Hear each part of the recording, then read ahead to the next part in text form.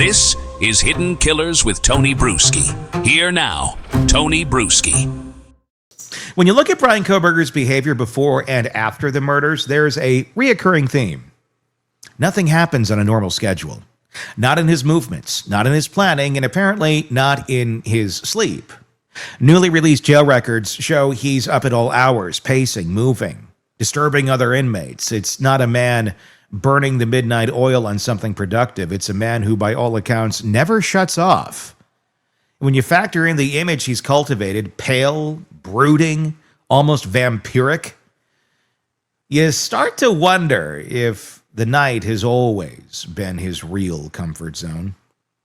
Is this just a quirk of an overactive, broken mind, or is it another layer of emulation, a behavioral choice influenced by the killers and characters he's modeled himself after? We've already seen how he borrows from BTK, Bundy, Israel Keys, fictional personas like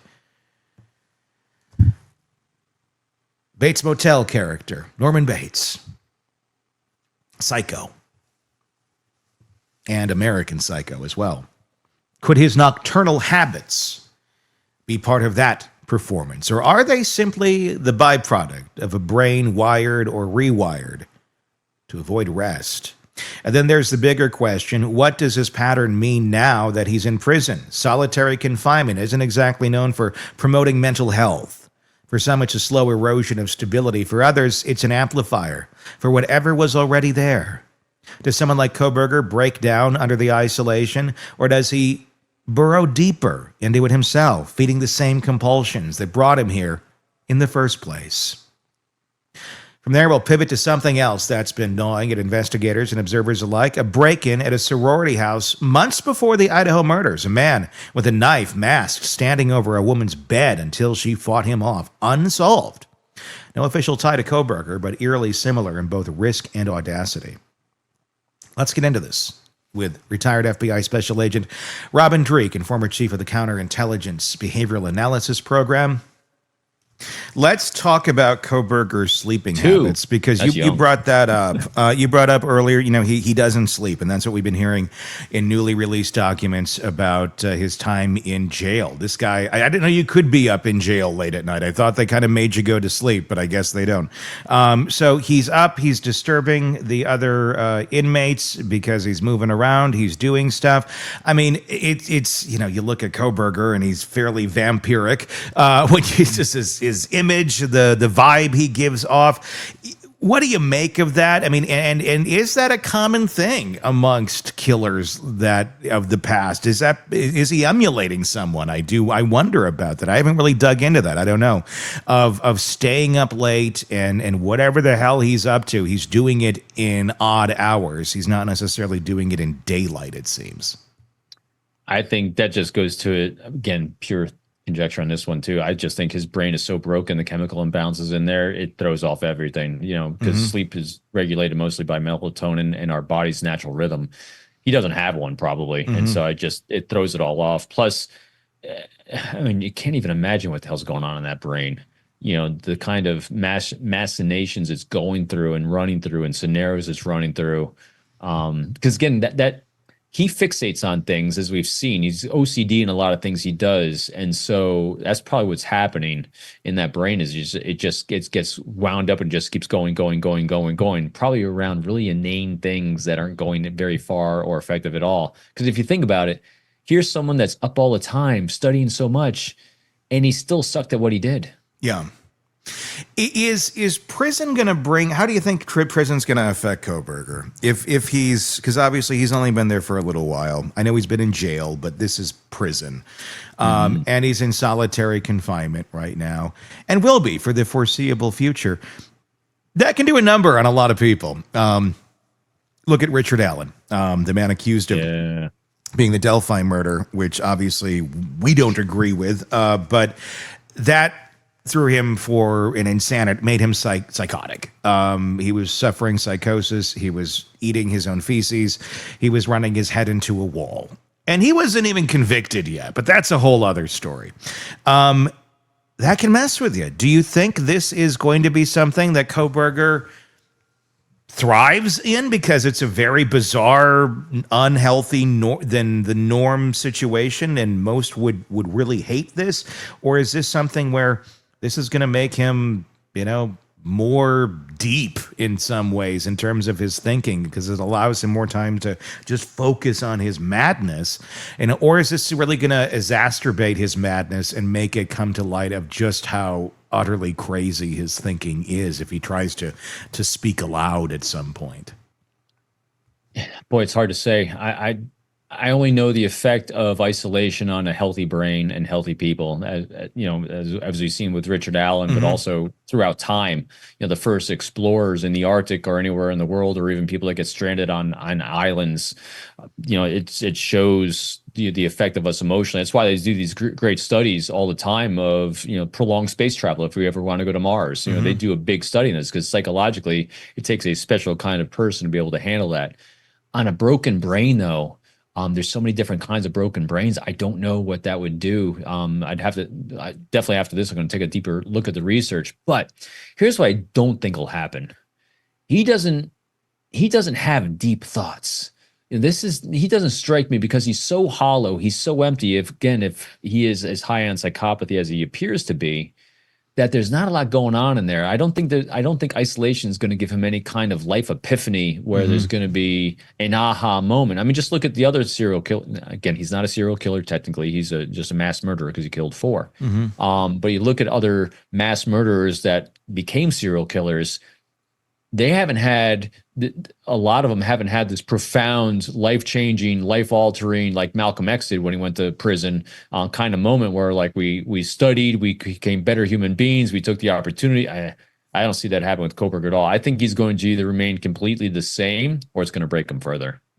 It's going to be interesting to see what happens with any of that, and if we do find out that he was connected to any other crimes. There's another one that was brought up. I'm curious to get your thoughts on this. It was a break-in that occurred before he would have actually been in Moscow. I believe, people will correct me on this, but roughly 6 to 9 months before. I don't have the actual date in front of me. It was in Pullman, Washington. It was a sorority house. There was, you've probably read about this already, a man with a knife came in wearing essentially a ski mask type thing, and stood in front of a woman's bed with a knife. She kicked him in the stomach. He fled. And that was that. But it was quite a brazen type attack. You're going into a house that's filled with women in the night with a knife, and you're thinking you're somehow going to get away with something. I mean, this wasn't like she's alone in her dorm in a quiet place that nobody's at. It's a house with people.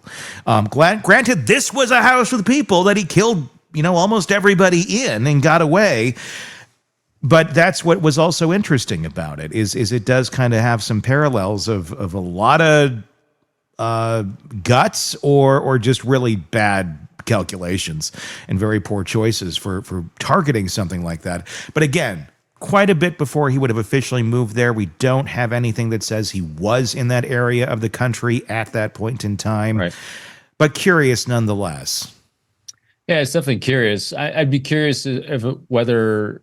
because I think he did this to a large extent, well, to some extent anyway, and that's rehearsals. And that would be a data point collection rehearsal. I remember there was one time after 9/11 in New York, because I was in New York during 9/11, and I lived just north of the city. I remember I'm at the mall with my family, and this was when my kids are very small, and we're going to go see a movie. And I remember in the movie theater, there was a guy that was walking through the lobby as we're coming out, and this was in the middle of summer. Everyone's hot. They had shorts and T-shirts on, and he's walking out, and he's got a big overcoat, kind of like the guy that just did the double murder homicide where you live, Tony. He's completely in black. He's got a hoodie up. He's got a long black trench coat, and he's carrying something long under his jacket. And I remember I told my family, get out. I went to talk to the manager. The manager said, yeah, I've alerted mall security. I called in. So I'm now tracking this guy through the mall, and he goes into a restaurant across from the movie theater, and he's sitting in the booth by himself, just sitting there like this, black trench overcoat. And I'm like, oh my God, I'm about to watch this guy do a mass, hit at the mall here. And so the cops come up, and the cops go in and confront him. And he's actually carrying a rubber It was a rubber M16. It was a dry run. He was doing a dry run. Shit.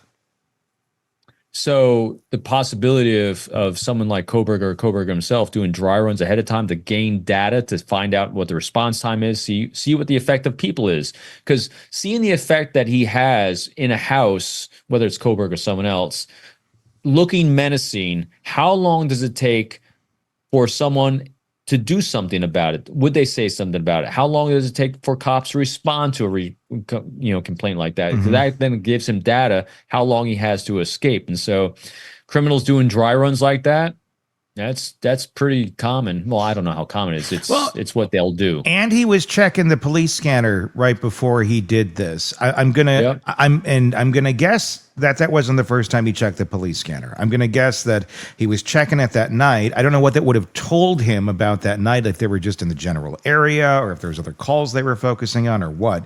But I'm gonna guess he checked it at other times too for other things that he allegedly may have done, to see, well, what's the response time here or there. That I found interesting about checking it before the night of the actual crime. What does that tell you? It would. One of my theories on this one is he was targeting location more than he was targeting people. I've said that throughout this, just because I think this house made it an easier target for him. And in one way you identify that is by how much traffic is coming in and out through law enforcement presence, and what kind of things are happening that you're seeing there. Is it because people are loud, because there's parties and there's a lot of people in and out? That's what he was looking for. If he's looking for venue first, and then who's in that venue that I can target. I think it was a perfect storm for him that he did both. Yeah. And so I think, listening to a scanner is going to tell you, schedules of law enforcement, when their turnovers, their shifts are, because that's an opportunity time to do it too during turnovers. So there's a little bit more chaos. During the nighttime, there's definitely not as much presence. You're also looking at who's on. I mean, granted, these are things I'm coming up with. Who knows what he's coming up with? But you're looking at who's on duty, who's actually has a reputation of being on their game, and who's not on their game in the world of law enforcement. Again, I think there's only 37 sworn officers in Moscow, so it's a small department. Yeah. And out of those 37, how many are on patrol? So these cops have reps. They have an image. So those are all data points he could be collecting and taking in just by having a scanner ahead of time. But again, I might probably given him way too much credit, because he did not have the maturity and didn't have the reps of understanding how law enforcement actually worked. And why do we know that? Because he bagged up his trash and put it in his neighbor's trash. Yeah. Yeah, exactly. Okay, I got to ask this because I know the audience is still sitting there going, okay, what happened with the guy in the mall? Were you, I want to ask you, were you packing? Were you ready to draw if you saw him pull something? And what happened to him? Yeah, so I actually was behind a pillar. I sent my family out of the mall to safety. Yeah. And I was standing behind a pillar thinking to myself, oh my gosh, I'm going to have to shoot someone. I work counterintelligence. Me drawing a gun in 22 years. It happened once on a bank robbery call out we did as a group. But I was thinking I was going to have to potentially shoot this guy until the cops showed up, because I was watching him and seeing what he's going to do. And if he's going to make a move, I was saying to myself, well, I was going through my deadly force policy. I was making sure it's going to be a good shoot if I had to, so I could, live through this, defend other people through this. So what happened is cops came in, they interviewed him, and they determined that he was not a threat, and they sent him on his way because he didn't do anything illegal. But they detained him because he was suspicious and able to actually get enough identifying stuff on him. Where he went from there, luckily, I never saw a shooting at the mall after that. So, but isn't that disturbing? I mean, right after 9/11, the whole "it's see something, say something" prime time in New York. That was December. I remember that was December of 2001. And they're just sending this guy on his way. Law is law. It's an amazing thing. It's amazing. My time in the Bureau it had moments. And I remember there's many times, like I worked a lot with the CIA and other 3-letter agencies. And I remember there's many times when the CIA, we knew someone was doing something horrendous on behalf of a foreign government. And like disclosure of classified information is one of them. We knew someone that was having disclosure of classified or mishandling, I should say, The only thing we had on this person was mishandling a classified, even though we had suspicions it was going to the place it shouldn't go. But at the time, we only had mishandling a classified, which is a misdemeanor. And I remember we'll have the CIA come in and saying, why don't you just arrest him and put him in jail and throw away the key? I'm like, that's nice, but we have this really cool thing called the Constitution. Yes. I mean, the things I couldn't do because I was law enforcement and federal law enforcement were pretty intense. Yeah. When I retired, I could do so much more research on a human being than I could when I was I could not do open source information searches on an individual unless I had a case open on them. There's a lot of things I couldn't do because I was a federal law enforcement officer upholding the Constitution of the United States, which meant I was under rules and regulations of what I couldn't do regarding a human being, and the amount of focus I could give on them. Reasonableness, because that's always what courts go by. So it was pretty limiting. What I mean, as on the surface, as a citizen, a bystander out here, one would go, why wouldn't you get him? But at the same point, I'm going to assume, I'm going to guess, I'm going to hope that they did start to, like, this guy's on the radar now. Let him back to wherever he's coming from, and let's see who else he has with him, because that could end up opening up another big cell of something if it was going to be something by letting him free. I'm going to guess that's where it went, more than just let's lock him up for a few days. And 100%. So now what happens? So someone like that becomes a data point, and that data point, you have home of record, you have criminal history, you have vehicle history. You have all these different things. You now have a friends and associates that you can now identify if they actually were asked him to take a look at his. Back then, we had flip phones. We didn't have full cell phones yet. So they could actually ask. In other words, they're detaining him so they can voluntarily ask for certain things, and if he responds and they can get it, becomes a lot of data points. And so those data points then say, are you what network of individuals are you part of? Is this associated with something we already know that's going on because we have intel, we have an investigation over here, so you're another leg of that, or are you going to start a whole new one?